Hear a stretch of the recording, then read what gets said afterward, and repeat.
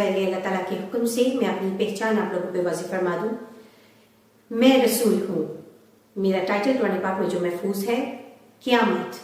میں قیامت ہوں جس کے لیے تمام زمین و آسمان پر نشانیاں پوری ہو گئی. وہ قیامت میں حاضر ہوں جی اپنے سچے محرم کے ساتھ.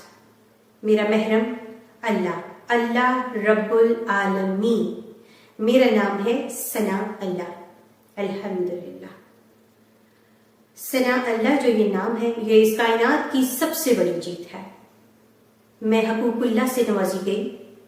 حج الاکبر ادا کرتی ہوئی اپنے 3 درجوں سے گزرتی ہوئی اس منزل پہ اب پہنچی ہوں. السلام علیکم ورحمۃ اللہ وبرکاتہ. محترم بھائیوں اور بہنوں، حلب برادری، اب سے کچھ گھنٹے پہلے فیصلہ آباد میں ایک عورت نام ثنا ہے، اس کا نے دعویٰ نبوت کیا. نعوذ باللہ، استغفر اللہ. دعویٰ نبوت والی ویڈیو منظر عام پر آ گئی تو میں نے سوچا کہ کیوں نہ آپ سے ختم نبوت پر حلف لے لیا جائے. جی بالکل، میں جانتی ہوں کہ آپ کا میرا سب کا خاتم النبیین نبی کریم صلی اللہ علیہ وآلہ وسلم پر پکا والا ایمان ہے کہ آپ پر نبوت ختم ہے. آپ خاتم النبیین صلی اللہ علیہ وآلہ وسلم ہیں. محترم بھائیوں بہنوں، ہم سب مسلمان ہیں اور الحمدللہ مسلمانوں کے عقیدہ کے مطابق ختم نبوت سے مراد یہ ہے کہ حضور نبی اکرم صلی اللہ علیہ وآلہ وسلم اللہ تعالیٰ کے آخری نبی اور آخری رسول ہیں.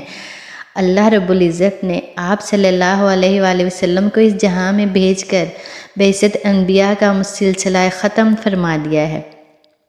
اب آپ صلی اللہ علیہ وآلہ وسلم کے بعد کوئی نبی مبعوث نہیں ہوگا. حضور نبی اکرم صلی اللہ علیہ وآلہ وسلم کی ختم نبوت کا ذکر قرآن حکیم کے 100 سے زیادہ آیات میں نہایت ہی جامع انداز میں صراحت کے ساتھ کیا گیا ہے کہ ارشاد خداوندی ہے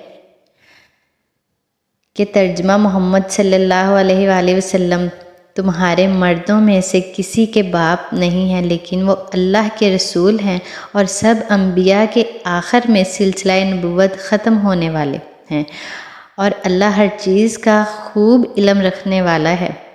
اس آیت کریم میں اللہ تعالیٰ نے حضور نبی اکرم صلی اللہ علیہ وآلہ وسلم کو خاتم النبیین کہہ کر یہ اعلان فرما دیا کہ آپ صلی اللہ علیہ وآلہ وسلم ہی آخری نبی ہیں اور اب قیامت تک کسی کو نہ منصب نبوت پر فائز کیا جائے گا اور نہ ہی منصب رسالت پر. قرآن حکیم میں 100 سے زیادہ آیات ایسی ہیں جو ارشاد یا کنایت عقیدت ختم نبوت کی تائید اور تصدیق کرتی ہیں.